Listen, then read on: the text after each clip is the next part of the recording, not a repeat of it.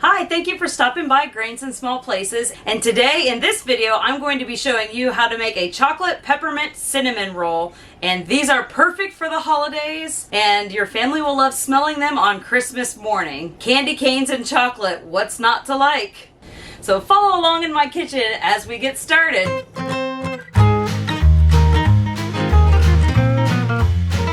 Okay, to get started on my induction cooktop, I'm going to use 3/4 cups of water, and I'm going to put 3/4 cups of milk, and I like to use this Fairlife milk for our family. If you've been following me along, you know about our lactose sensitivity. I'm going to add 2 tablespoons of butter, and then I'm going to just cook this on medium-low heat, and then a 1/2 teaspoon of salt. And I'm also going to add 2 tablespoons of olive oil. I like to bake with the extra light olive oil.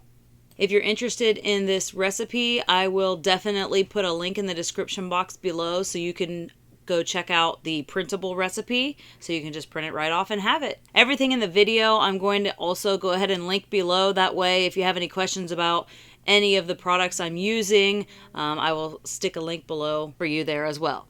Okay, and I'm going to also add a 1/2 cup of brown sugar.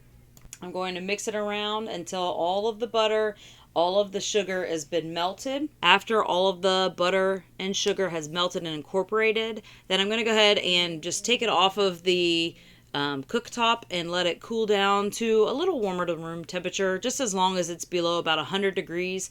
That way it won't kill our yeast when we add it later. And while that's cooling, I'm going to go ahead and mill about 2 1/4 cups of my hard white wheat berries. And when I mill this, I like to tighten that up, and then it will give me about 3 1/2 cups of flour or so. I really love this mill. It gives me really great flour. And then here is my Bosch mixer. It's the compact size. It's very small and lightweight and easy to move around. It's very portable. So I'm going to just put my bowl in here and my dough hook. That way I can go ahead and start incorporating everything. And this has now come down to room temperature, so I'm going to pour the milk, butter, sugar, delicious mixture into my bowl here. Let me scoot that back so you can see it a little better. And now I'm going to just put that fresh milled flour in. You can use any hard wheat flour.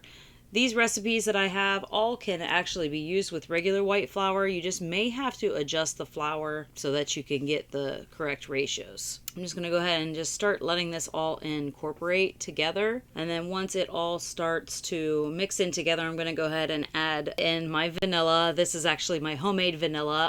I will put a link if you would like to see how I make that. This is really good stuff. My 2 eggs.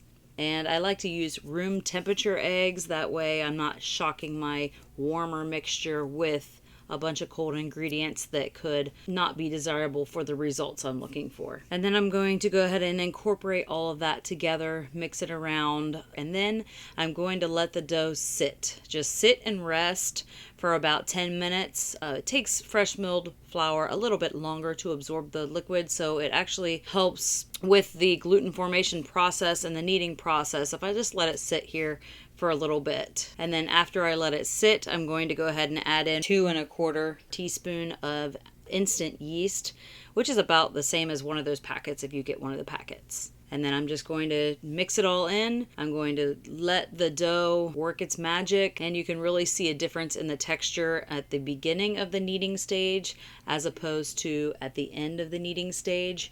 I really like to see that transformation happen. So I don't really want to cut it all out from the video, so that way you can see it. I'll just speed it up a little bit. And here I'm going to show you, this is where a lot of recipes will tell you to stop kneading at about like the 5 to 7 minutes. You can see it's just ripping and tearing and breaking. That's the exact texture I will get if I make this into a bread, or as this case calls cinnamon rolls, but that is what you'll get. It will break and be crumbly and just not be that yeasty, soft, supple texture that you're wanting. So then I'm going to go ahead and knead it longer. I've kneaded this for about 20 minutes total. And then I'm going to do a Windowpane test to show you the difference in the exact same dough of the stretchiness and how I can get the Windowpane to just stretch it all the way through and you can see through the dough. So I hope you notice a difference. I think you will. So after it passes the Windowpane test, I'm just going to cover this with some cling film. You can use a dish towel, tea towel, or something like that.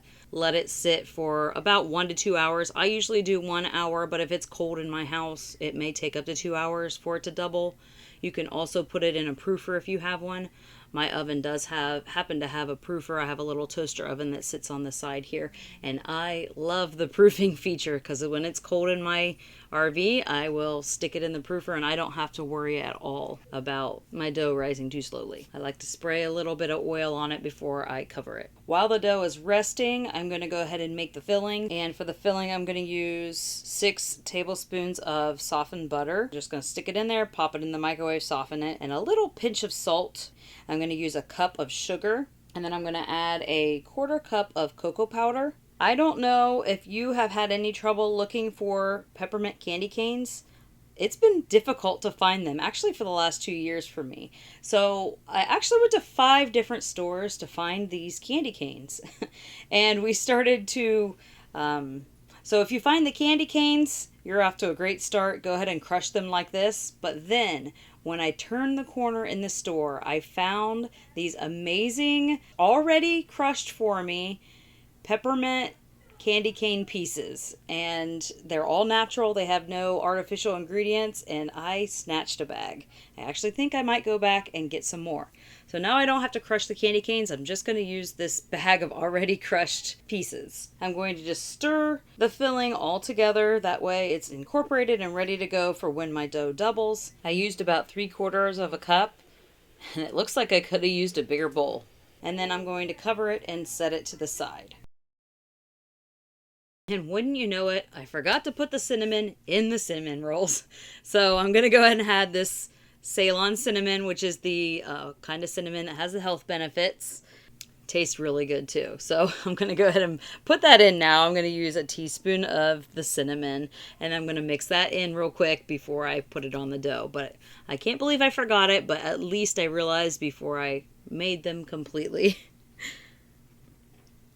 And once the dough has risen, I'm going to just use a little bit of this light olive oil on my table. I just love to rub and smear it around and get it on my hands. That way the dough doesn't stick, and I'm also not adding any extra flour to make my dough get really dry. I'm going to go ahead and press the dough down into about 15 by 17 inch rectangle.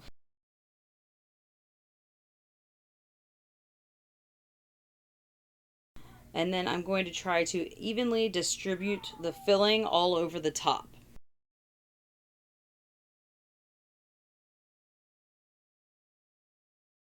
And then from the short side, I'm going to go ahead and start rolling it into a log. And then just kind of push in the ends a little bit. They usually don't have as much filling. Some people will cut these off and throw them away, but I don't want to do that. These are just as delicious. And then when I have my log, I'm going to go ahead and divide it into 12 pieces. So I'm not the greatest of judgment. My pastry cutter actually has measurements on it. I try to remember to use it, but sometimes it's just habit to just go about my business, be methodical, and just kind of do it. Dough is like one of my favorite things. It's very relaxing for me to work with it. So I just kind of have a system and have a habit, and that's just how I do it. Okay, and then I'm going to grab my 9 by 13 baking sheet, and I actually forgot I had this baking sheet. This is the one that came with my toaster oven.